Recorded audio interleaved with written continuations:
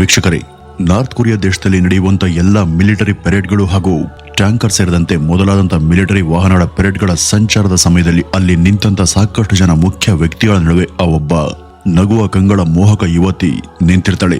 ಈ ರೀತಿ ಅಂತ ಸ್ಥಳದಲ್ಲಿ ಮಂದ ಹಾಸದೊಂದಿಗೆ ನಗ್ತಾ ನಿಂತಿರುವಂತ ಚೆಲುವೆ ಯಾರು ಅನ್ನುವಂತ ಕುತೂಹಲ ಸಾಕಷ್ಟು ಜನಕ್ಕೆ ಬರಬಹುದು. ಈಕೆ ಯಾರೋ ಸಾಮಾನ್ಯ ಯುವತಿ ಅಂತೂ ಅಲ್ವೇ ಅಲ್ಲ. ಏಕೆಂದ್ರೆ ಈಕೆ ಹೆಸರು ಕಿಮ್ ಯೋ ಜಾಂಗ್ ಅಂತ. ನಾರ್ತ್ ಕೊರಿಯಾದ ಸುಪ್ರೀಂ ಲೀಡರ್ ಅನ್ಸ್ಕೊಂಡಂತ ಕಿಮ್ ಜಾಂಗ್ ಉನ್ನ ಸ್ವಂತ ತಂಗಿ ಈಕೆ. ಇಂಥ ಈಕೆಯನ್ನ ವಿಶ್ವದ ಅತ್ಯಂತ ಅಪಾಯಕಾರಿ ಮಹಿಳೆ ಅಂತಾನೆ ಕರೆಯಲಾಗುತ್ತೆ. ಈ ಒಂದು ಮಾತನ್ನ ಕೇವಲ ಕ್ರಿಟಿಕ್ಸ್ ಅಷ್ಟೇ ಅಲ್ಲ, ಗ್ಲೋಬಲ್ ತಜ್ಞರು ಕೂಡ ಈ ಒಂದು ಮಾತನ್ನ ಒಪ್ಪಿ ಅಂಗೀಕರಿಸ್ತಾರೆ. ಈಕೆಯನ್ನ ಅಲ್ಲಿ ಯಾರು ಕೂಡ ಅಷ್ಟು ಸುಲಭವಾಗಿ ತೆಗೆದುಕೊಳ್ಳೋದಿಲ್ಲ. ವೀಕ್ಷಕರೇ, ಈಕೆ ನಾರ್ತ್ ಕೊರಿಯಾದ ರಾಜಕೀಯ ವಲಯದಲ್ಲಿ ತನ್ನ ಬೇಹುಗಾರಿಕೆ ಜಾಲವನ್ನ ಯಾವ ರೀತಿ ಹೆಣೆದಿದ್ದಾಳೆ ಅಂತ ಅವಲೋಕಿಸಿದ್ರೆ ನಿಜಕ್ಕೂ ಗಾಬರಿಯಾಗುತ್ತೆ. ಈಕೆ ತನ್ನ ನಗುವಿನಿಂದ ಹೇಗೆ ಎಲ್ಲರನ್ನೂ ಕೂಡ ಮೋಡಿ ಮಾಡಬಲ್ಲಳೋ ಅದೇ ರೀತಿ ತನ್ನ ಕಣ್ಣೋಟದಿಂದಲೇ ವೈರಿಯನ್ನು ಕೂಡ ಬಗ್ಗಿ ಬಡಿಯುವಂತ ಎಲ್ಲಾ ಬಗೆಯ ತಾಕತ್ ಈಕೆಗಿದೆ.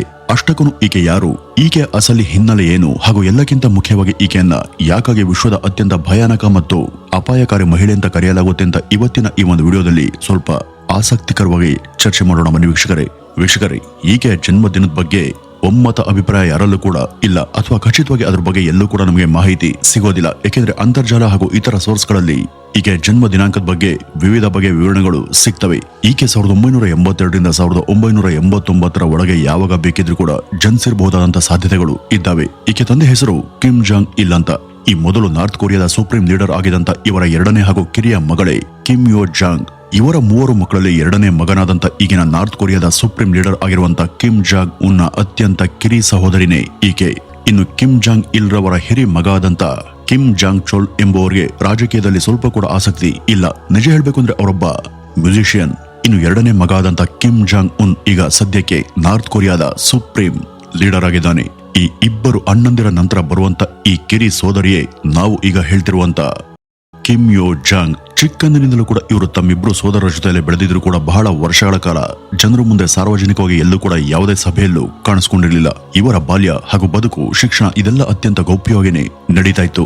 ಇವರು ಮೊಟ್ಟ ಮೊದಲ ಬಾರಿಗೆ ಜನರ ನಡುವೆ ಕಾಣಿಸ್ಕೊಂಡಿದ್ದು ಯಾವಾಗ ಅಂದ್ರೆ 2011ರ ಡಿಸೆಂಬರ್ನಲ್ಲಿ ಇವರ ತಂದೆ ಹೃದಯಾಘಾತದಿಂದ ನಿಧನರಾದಾಗ ಅವ್ರ ತಂದೆಯ ಅಂತ್ಯಕ್ರಿಯೆ ಸಮಾರಂಭದಲ್ಲಿ ಇವರು ಮೊದಲ ಸಲ ಸಾರ್ವಜನಿಕವಾಗಿ ಕಾಣಿಸ್ಕೊಳ್ತಾರೆ. ಇದರ ನಂತರ ಅಷ್ಟೇ ಇವ್ರ ಬಗ್ಗೆ ನಾರ್ತ್ ಕೊರಿಯಾದ ಜನರಿಗೆ ಗೊತ್ತಾಗಿದ್ದು. ಇಲ್ಲಿಂದ ಅವರು ತಮ್ಮ ಎರಡನೇ ಸೋದರನ ರಾಜಕೀಯ ಚಟುವಟಿಕೆಗಳಲ್ಲಿ ಸಕ್ರಿಯವಾಗಿ ಪಾಲ್ಗೊಳ್ತಾ ಬಂದಿದ್ದಾರೆ. ಸಾಮಾನ್ಯವಾಗಿ ಇವರ ಸೋದರ ನಾರ್ತ್ ಕೊರಿಯಾದ ಸುಪ್ರೀಂ ಲೀಡರ್ ಆಗಿ ಅಧಿಕಾರವನ್ನು ಸ್ವೀಕಾರ ಮಾಡಿದಾಗಿಂದನೂ ಕೂಡ ಅವರ ಪ್ರತಿ ರಾಜಕೀಯ ಸಭೆ ಸಮಾರಂಭಗಳಲ್ಲಿ ಅವರ ಅಕ್ಕಪಕ್ಕದಲ್ಲಿ ಕಾಣಿಸ್ಕೊಳ್ತಾ ಬಂದಿದ್ದಾರೆ. ಕೆಲವು ಸಲ ಅವರ ಪಕ್ಕದಲ್ಲಿ ನಿಂತು ಫೈಲ್ ಅನ್ನ ಕೊಡ್ತಾ ಹಾಗೂ ಕೆಲವು ಸಲ ಅವ್ರಿಗೆ ಸಿಗರೇಟಿನ ಆಸ್ಟ್ರೇನ ಸರ್ವ್ ಮಾಡುವಂತೆ ಇವರು ಕಾಣಿಸ್ಕೊಂಡಿದ್ದು ಕೂಡ ಉಂಟು. ಸ್ವಂತ ತಂಗಿಯನ್ನ ಇವರು ತಮ್ಮ ಸಂಸತ್ತಿನ ಹಲವು ಮೀಟಿಂಗ್ಗಳಲ್ಲಿ ತಮ್ಮ ಅಸಿಸ್ಟೆಂಟ್ ಹಾಗೇನೆ ಬಳಸ್ಕೊಂಡಿದ್ದು ಕೂಡ ನಿಜ. ಹಾಗಂತ ಈಕೆ ಕೆಲಸ ಅಲ್ಲಿ ಅಷ್ಟಕ್ಕೆ ಮಾತ್ರ ಸೀಮಿತವಾಗಿರಲಿಲ್ಲ.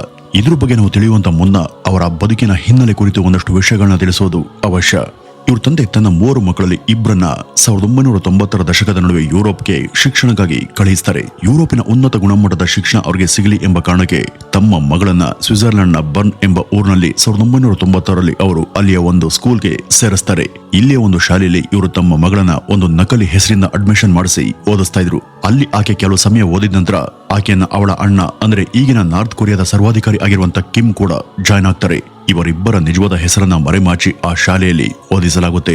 ಆ ಒಂದು ಶಾಲೆಯಲ್ಲಿ ಓದುವಾಗ ಕಿಮ್ ಜಾಂಗ್ ಉನ್ ರವರ ಹೆಸರು ಪಾಕ್ ಕುನ್ ಅಂತ ಬದಲಾಗಿರುತ್ತೆ. ಅವರ ಸೋದರಿ ಹೆಸರು ಪಾಕ್ ಮಿ ಹ್ಯಾಂಗ್ ಅಂತ ಇರುತ್ತೆ. ಈ ಮಕ್ಕಳನ್ನ ಅಲ್ಲಿಯ ಸಿಟಿಯ ಒಂದು ಅಪಾರ್ಟ್ಮೆಂಟ್ ಅಲ್ಲಿ ಇರಿಸಿದ್ರು. ಅದೇ ಅಪಾರ್ಟ್ಮೆಂಟ್ ಕೆಳಗೆ ನಾರ್ತ್ ಕೊರಿಯಾದ ಹಲವು ಜನ ಅಫಿಷಿಯಲ್ಸ್ ಗಳು ಸದಾ ಇವರನ್ನ ಕಾವಲು ಕಾಯ್ತಾ ಗಸ್ತನ ತಿರುಗ್ತಾ ಇದ್ರು. ಇನ್ನು ಇವರ ಸೋದರಿಯನ್ನ ಅತ್ಯಂತ ಸುರಕ್ಷಿತವಾಗಿ ಕೆಲವು ಅಂಡರ್ ಕವರ್ ಏಜೆಂಟ್ಗಳು ಅಲ್ಲಿ ಸದಾ ಶಸ್ತ್ರ ಸನ್ನದ್ಧರಾಗಿ ಕಾವಲನ್ನ ಕಾಯ್ತಿದ್ರು. ಮುಂದೆ 2000 ಇಸ್ವಿ ವೇಳೆಗೆ ಇವರು ವಾಪಸ್ ನಾರ್ತ್ ಕೊರಿಯಾಗೆ ಹಿಂದಿರುಗ್ತಾರೆ ಹಾಗೂ 2002ರಲ್ಲಿ ಇವರು ಇಲ್ಲಿಯ ಒಂದು ವಿಶ್ವವಿದ್ಯಾಲಯದಲ್ಲಿ ತಮ್ಮ ಕಂಪ್ಯೂಟರ್ ಸೈನ್ಸ್ ಪದವಿಯನ್ನ ಪಡ್ಕೋತಾರೆ. ಇದೇ ವರ್ಷ ಇಲ್ಲಿಯ ವರ್ಕರ್ಸ್ ಪಾರ್ಟಿಯಲ್ಲಿ ಇವರಿಗೆ ಸಣ್ಣ ರಾಜಕೀಯದ ಸ್ಥಾನ ಕೂಡ ದಕ್ಕುತ್ತೆ.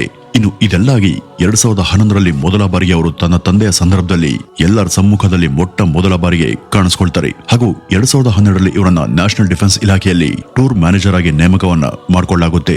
ಇವರು ಈ ಒಂದು ಸ್ಥಾನಕ್ಕೆ ಎಲ್ಲರಿಂದ ಒಮ್ಮತದಿಂದ ಚುನಾಯಿತರಾಗಿ ಅಧಿಕಾರಕ್ಕೆ ಬಂದಿದ್ರು. ಹಾಗಂತ ಇದೇನು ಸಾಮಾನ್ಯವಾದಂತ ಸ್ಥಾನಮಾನ ಆಗಿರ್ಲಿಲ್ಲ. ಇದೊಂದು ರೀತಿ ಇವರ ಸೋದರ ಕಿಮ್ ರವರ ಪರ್ಸನಲ್ ಸೆಕ್ರೆಟರಿಯ ಪೋಸ್ಟ್ ಇದ್ದಂತೆ. ಅಂದ್ರೆ ಆಯಾ ದಿನ ಅವರು ಎಲ್ಲೆಲ್ಲಿಗೆ ಹೋಗ್ಬೇಕು, ಯಾವ ಮಾರ್ಗದ ಮೂಲಕ ಸಂಚಾರ ಮಾಡಬೇಕು, ಯಾವಾಗ ಪ್ರಯಾಣ ಮಾಡಬೇಕು ಹಾಗೂ ಅವ್ರ ಜೊತೆಯಲ್ಲಿ ಏನೇನು ಅವರು ತಗೊಂಡು ಹೋಗ್ಬೇಕು ಇದೆಲ್ಲವನ್ನು ಕೂಡ ಇವರ ಸೋದರ ಕಿಮ್ ಯೋ ಜೋಂಗ್ ತಾವೊಬ್ಬರೇ ಹ್ಯಾಂಡಲ್ ಮಾಡ್ತಿದ್ರು. ಆಗ ಅವರಿಗೆ ಕೇವಲ 23 ವರ್ಷ ವಯಸ್ಸು. ಈ ಒಂದು ಸಮಯದಲ್ಲಿ ತಮ್ಮ ಅಣ್ಣನ ಸೆಕ್ಯೂರಿಟಿ ವ್ಯವಸ್ಥೆಯನ್ನು ಕೂಡ ಇವರೇ ನಿರ್ವಹಣೆ ಮಾಡ್ತಿದ್ರು. ಇಷ್ಟೆಲ್ಲ ಇದ್ರೂ ಕೂಡ ಇವರು ಇನ್ನೂ ತೆರೆಮರೆಯಲ್ಲೇ ಕೆಲಸ ಮಾಡಬೇಕಾಗಿತ್ತು.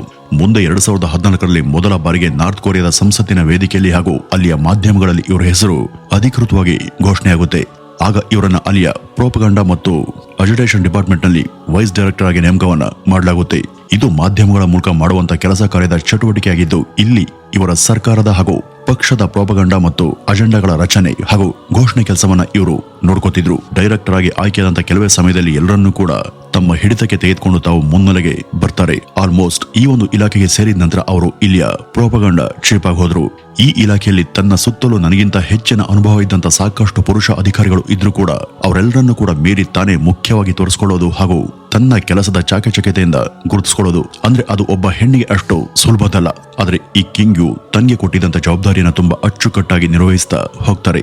ಇಲ್ಲಿ ಇವ್ರಿಗೆ ಇದ್ದಂತ ಒಂದು ಟಾರ್ಗೆಟ್ ಏನು ಅಂದ್ರೆ ತಮ್ಮ ತಂದೆಯ ರೀತಿ ಅವರ ಅಣ್ಣನ ವ್ಯಕ್ತಿತ್ವವನ್ನು ಕೂಡ ನಿಂತು ರೂಪಿಸೋದು. ಹೀಗಾಗಿ ನಾರ್ತ್ ಕೊರಿಯಾದ ಜನತೆಯ ಭವಿಷ್ಯಕ್ಕೆ ಅದರ ಸುಪ್ರೀಂ ಲೀಡರ್ ಎಷ್ಟು ಮುಖ್ಯನೋ ಅವರಷ್ಟೇ ಮುಖ್ಯವಾಗಿ ಗುರುತಿಸಿಕೊಂಡಿದ್ದು ಅವರ ಸಹೋದರಿ ಮಾತ್ರ.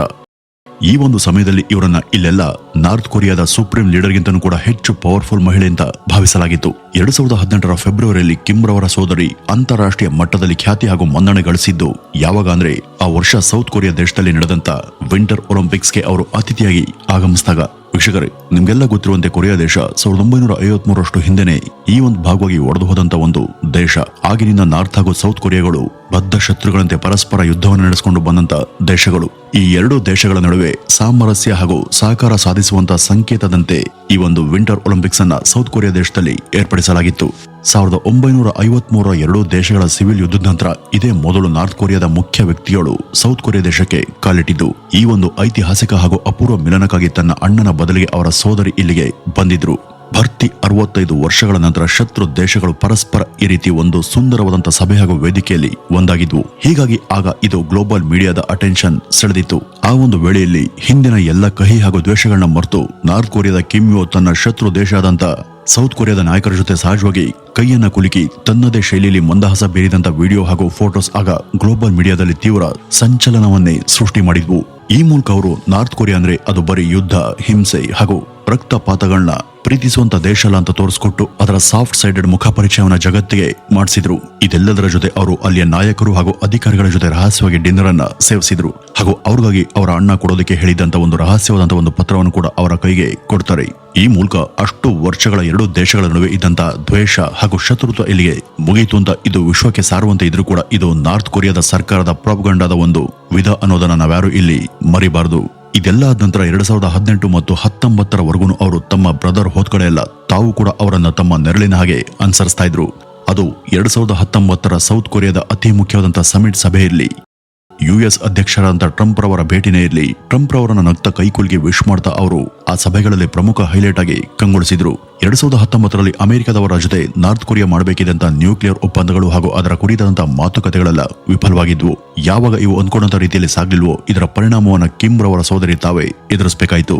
ಅವರನ್ನ ಆ ಒಂದು ಸಮಯದಲ್ಲಿ ಕಾರಣಾಂತರಗಳಿಂದ ತಾತ್ಕಾಲಿಕವಾಗಿ ನಾರ್ತ್ ಕೊರಿಯಾದ ಪೊಲಿಟಿಕಲ್ ಬ್ಯೂರೋದಿಂದ ಸ್ವಲ್ಪ ದೂರನೇ ಇಡ್ಲಾಯಿತು. ಇದೆಲ್ಲ ಆದ ನಂತರ ಇದರ ಮರು ವರ್ಷ ಅಂದ್ರೆ 2020ರ ಏಪ್ರಿಲ್ನ ಕೋವಿಡ್ ಲಾಕ್ಡೌನ್ ಸಮಯದಲ್ಲಿ ವಿಶ್ವದ ಎಲ್ಲಾ ಕಡೆ ಒಂದು ಇಂಟ್ರೆಸ್ಟಿಂಗ್ ವದಂತಿ ಸದ್ದಿಲ್ಲದೆ ಹರಡಿತ್ತು. ಅದು ನಾರ್ತ್ ಕೊರಿಯಾದ ನಾಯಕರಾದಂತ ಕಿಮ್ ರವರು ಇದ್ದಕ್ಕಿದ್ದಂತೆ ಕಣ್ಮರೆಯಾಗಿದ್ದಾರೆ, ಅವರು ಇನ್ನಿಲ್ಲ ಅಂತ ಹೇಳಲಾದಂತ ಒಂದು ಸುದ್ದಿಯೊಂದು ಹರಡಿತ್ತು. ಆಗ ವಿಶ್ವದ ಎಲ್ಲ ಇಂಟೆಲಿಜೆನ್ಸ್ ರಿಪೋರ್ಟ್ ಹಾಗೂ ಇತರ ಏಜೆನ್ಸಿಗಳು ಕಿಮ್ ರವರು ಬಹುಶಃ ಅನಾಸಿಸ್ ಆಗಿರಬಹುದು ಅಥವಾ ರೋಗದಿಂದ ಸಾವನ್ನಪ್ಪಿರಬಹುದು ಅಂತ ವರದಿಯನ್ನ ಮಾಡೋದಕ್ಕೆ ಶುರು ಮಾಡಿದ್ವು. ಈ ಒಂದು ಸಮಯದಲ್ಲಿ ಅಚಾನಕ್ಕಾಗಿ ಅವರ ಸೋದರಿ ಒಂದು ವಿವಾದಮಯ ಹೇಳಿಕೆ ಮೂಲಕ ಮತ್ತೆ ಅಂತಾರಾಷ್ಟ್ರೀಯ ಮಟ್ಟದಲ್ಲಿ ಸುದ್ದಿಗೆ ಬರ್ತಾರೆ. ಈ ಸೌತ್ ಕೊರಿಯಾ ಒಂದು ಭಯಪೀಡಿತ ನಾಯಿ ಇದ್ದ ಹಾಗೆ, ಆ ದೇಶಕ್ಕೆ ಬೊಗಳೋದೊಂದನ್ನ ಬಿಟ್ರೆ ಬೇರೇನು ಕೂಡ ಗೊತ್ತಿಲ್ಲ ಅಂತ ಹೇಳುವಂತ ಮೂಲಕ ಅವರು ಹೊಸ ವಿವಾದವೊಂದನ್ನ ಹುಟ್ಟುಹಾಕಿದ್ರು. ಅವರು ಈ ರೀತಿ ಹೇಳೋದಕ್ಕೆ ಒಂದು ಬಲವಾದಂತ ಕಾರಣ ಕೂಡ ಇತ್ತು. ಇದು ಕೇವಲ ಅವರು ಶತ್ರು ದೇಶಕ್ಕೆ ಕೊಟ್ಟಂತ ಎಚ್ಚರಿಕೆಗಳು ಮಾತ್ರ ಆಗಿರಲಿಲ್ಲ, ಬದಲಿಗೆ ಇಡೀ ವಿಶ್ವಕ್ಕೆ ಅವರು ಕೊಟ್ಟಂತ ಒಂದು ಎಚ್ಚರಿಕೆ ಆಗಿತ್ತು. ಅವರ ಸೋದರ ಕಿಮ್ ರವ್ಗೆ ಯಾವುದೇ ಅಪಾಯ ಸಂಭವಿಸಿರಲಿಲ್ಲ.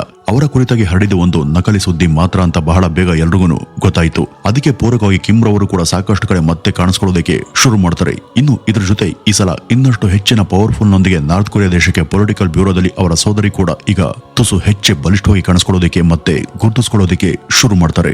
ಅವರ ಈ ಒಂದು ಕಂಬ್ಯಾಕ್ ಇತ್ತಲ್ಲ, ಅದು ಕೇವಲ ಅವರು ನಾರ್ತ್ ಕೊರಿಯಾ ದೇಶದ ನಾಯಕರ ಅಡ್ವೈಸರ್ ಮಾತ್ರ ಅಲ್ಲ, ಬದಲಿಗೆ ಆ ದೇಶದ ಸ್ಟ್ರಾಂಗ್ ಐರನ್ ಲೇಡಿ ಅಂತಾನೆ ಸೂಚಿಸುವಂತೆ ಇತ್ತು. ಈ ಉತ್ತರ ಕೊರಿಯಾ ದೇಶದಲ್ಲಿ ಅದರ ರಾಜಕೀಯ ಹಾಗೂ ಆಳ್ವಿಕೆ ಅನ್ನೋದು ಅಧಿಕಾರ ಬಲದ ಸುತ್ತನೇ ಸುತ್ತುತ್ತಾ ಇರುತ್ತೆ. ಅದರ ಕೀಲಿಕೈನಂತೆ ಕಿಮ್ ರವರ ಸೋದರಿ ತಾವು ಎಲ್ಲಾ ಕಡೆ ಕಾಣಿಸ್ಕೊಳ್ಳೋದಕ್ಕೆ ಮುಂದಾಗ್ತಾರೆ. ಅಲ್ಲಿ ನಡೆಯುವಂತ ಎಲ್ಲಾ ಪೊಲಿಟಿಕಲ್ ನ ಡೆಡ್ಲಿ ಹಾಗೂ ಬ್ಲಡಿ ಗೇಮ್ಗಳಿಗೆ ಚೆಕ್ ಮೇಟ್ ನಂತೆ ಕಿಮ್ ರವರ ಸೋದರಿ ತಾನು ಪ್ರಧಾನ ಪಾತ್ರವನ್ನ ವಹಿಸ್ತಿದ್ರು. ಇದೇ ಸಮಯದಲ್ಲಿ ಕಿಮ್ ರವರು ತಮ್ಮ ಅಂಕಲ್ ಆಗಿದ್ದಂತ ಜಾಂಗ್ ಸಾಂಗ್ ಟೈಕ್ ರನ್ನ ಯಾವುದೋ ದೇಶದ್ರೋಹದ ಆಪಾದನೆ ಮೇರೆಗೆ ಅವರು ತಮ್ಮ ಅಂಕಲ್ ಅಂತ ಕೂಡ ನೋಡದೆ ಸೀದಾ ಮರಣದಂಡನೆ ಶಿಕ್ಷೆಯನ್ನ ಕೊಡ್ತಾರೆ. ಈ ಒಂದು ಕಟು ನಿರ್ಧಾರದ ಹಿಂದೆ ಕಿಮ್ ರವರ ಸೋದರಿಯದ್ದೇ ಬಹು ಮುಖ್ಯವಾದಂತಹ ಪಾತ್ರ ಅಂತ ಹೇಳಲಾಗುತ್ತೆ. ಇಷ್ಟಕ್ಕೂ ಇಲ್ಲಿ ಅವರ ಅಂಕಲ್ ಮಾಡದಂತ ದೊಡ್ಡ ಘನಂದಾರಿ ದೇಶದ್ರೋಹದ ಕೆಲಸ ಏನ್ ಗೊತ್ತಾ? ಅಲ್ಲಿ ನಡೆದಂತ ಯಾವುದೋ ಸಂಸತ್ ಸಭೆಯಲ್ಲಿ ಕಿಮ್ ರವರ ಮಾತಿಗೆ ಅವರು ಒಮ್ಮನಸ್ಸಿನಿಂದ ಕೈ ಚಪ್ಪಾಳೆಯನ್ನ ಸರಿಯಾಗಿ ತಟ್ಟಿಲ್ಲ ಅನ್ನೋದೇ ಇಲ್ಲಿ ಅವರು ಮಾಡದಂತ ದೇಶದ್ರೋಹದ ಕೆಲಸ ಆಗಿತ್ತು. ಇದೇ ರೀತಿ 2012ರಲ್ಲೂ ಕೂಡ ಕಿಮ್ ರವರ ಕಸಿನ್ ಆಗಿದ್ದಂತ ಕಿಮ್ ಜಾಂಗ್ ನ್ಯಾಮ್ ಎಂಬುವರಿಗೆ ಮಲೇಷ್ಯಾದ ಏರ್ಪೋರ್ಟ್ ನಲ್ಲಿ ವಿಷ ಕೊಟ್ಟು ಬಲವಂತದಿಂದ ಕೊಲೆ ಮಾಡಲಾಗಿತ್ತು. ಈ ಒಂದು ನಿರ್ಧಾರ ಸಂಪೂರ್ಣವಾಗಿ ನಾರ್ತ್ ಕೊರಿಯಾದ ನಾಯಕರಾದಂತ ಕಿಮ್ ರವರದ್ದೇ ಅಂತ ಹೇಳಲಾಯಿತು. ಇಲ್ಲೆಲ್ಲ ಇವರು ಇಂಥ ಸಣ್ಣ ಮತ್ತು ಕ್ಷುಲ್ಲಕ ಕಾರಣಗಳಿಗೆ ತಮ್ಮದೇ ಪಕ್ಷದ ಕೆಲವರನ್ನ ಉಡಾಯಿಸಿದ್ದಾರೆ. ಒಂದ್ಸಲ ನಾರ್ತ್ ಕೊರಿಯಾ ದೇಶ ತನ್ನ ಸಭೆಯ ವೈಸ್ ಪ್ರೀಮಿಯರ್ಗೆ ಸಂಬಂಧಪಟ್ಟಂತ ಕೆಲ ಮುಖ್ಯ ಅಧಿಕಾರಿಗಳು ತಮ್ಮ ನಾಯಕರಿಗೆ ಸರಿಯಾದ ರೆಸ್ಪೆಕ್ಟ್ ಅನ್ನು ಕೊಡಲಿಲ್ಲ ಅನ್ನುವಂತ ಕಾರಣಕ್ಕಾಗಿ ಅವರಿಗೆ ಮರಣದಂಡನೆ ವಿಧಿಸಿತ್ತು. 2020ರ ಜೂನ್ ನಲ್ಲಿ ಸೌತ್ ಕೊರಿಯಾ ದೇಶದಲ್ಲಿ ಇದ್ದಂತ ಒಂದು ಕಟ್ಟಡವನ್ನ ನಾರ್ತ್ ಕೊರಿಯಾ ದೇಶ ಉದ್ದೇಶ ಪೂರ್ವಕವಾಗಿ ಬ್ಲಾಸ್ಟ್ ಮಾಡಿ ಉಡಾಯಿಸುತ್ತೆ. ಇದು ಆ ಎರಡು ದೇಶಗಳ ನಡುವಿನ ಸ್ನೇಹದ ಸಂಕೇತದಂತೆ ಉಳಿದುಕೊಂಡಿದ್ದಂತ ಕಟ್ಟ ಕಡೆಯ ಸ್ಮಾರಕ ಅಂತ ಇದನ್ನ ಕರೆಯಲಾಗ್ತಿತ್ತು. ಇದನ್ನ ನಾರ್ತ್ ಕೊರಿಯಾ ದೇಶ ಯಾಕಾಗಿ ಉಡಾಯಿಸಿತು ಅನ್ನೋದ್ರ ಹಿಂದೆ ಸಾಕಷ್ಟು ವದಂತಿಗಳು ಆಗ ಹರಡಿದ್ವು. ಇದರ ಅರ್ಥ ಬಹುಶಃ ನಮ್ಮಿಬ್ರು ಸ್ನೇಹ ಇನ್ಮುಂದೆ ಯಾವತ್ತೂ ಕೂಡ ಸಂಪೂರ್ಣವಾಗಿ ಇರೋದಕ್ಕೆ ಸಾಧ್ಯನೇ ಇಲ್ಲ ಅಂತ ಹೇಳೋದನ್ನ ಈ ರೀತಿ ಎಚ್ಚರಿಕೆ ಕೊಡುವಂತ ಮೂಲಕ ಕಿಮ್ ರವರ ಸೋದರಿ ಮಾಡಿದಂತ ಡೆಡ್ಲಿ ಪ್ಲಾನ್ ಇದು ಇರಬಹುದು ಅಂತ ಹೇಳಲಾಗಿದೆ. ಇನ್ನು ಈ ನಾರ್ತ್ ಕೊರಿಯಾ ದೇಶದ ಅತಿಯಾದಂತ ರೂಲ್ಸ್ ಹಾಗೂ ಅಲ್ಲಿಯ ಸರ್ವಾಧಿಕಾರತ್ವದ ಬಿಸಿಯನ್ನ ತಾಳದೆ ಅಲ್ಲಿಂದ ತಪ್ಪಿಸಿಕೊಂಡು ಬೇರೆ ಬೇರೆ ಕಡೆ ಓಡ್ ಹೋಗೋರನ್ನು ಕೂಡ ಈ ದೇಶ ಹುಡುಕಿ ಶಿಕ್ಷೆ ಕೊಡುತ್ತೆ.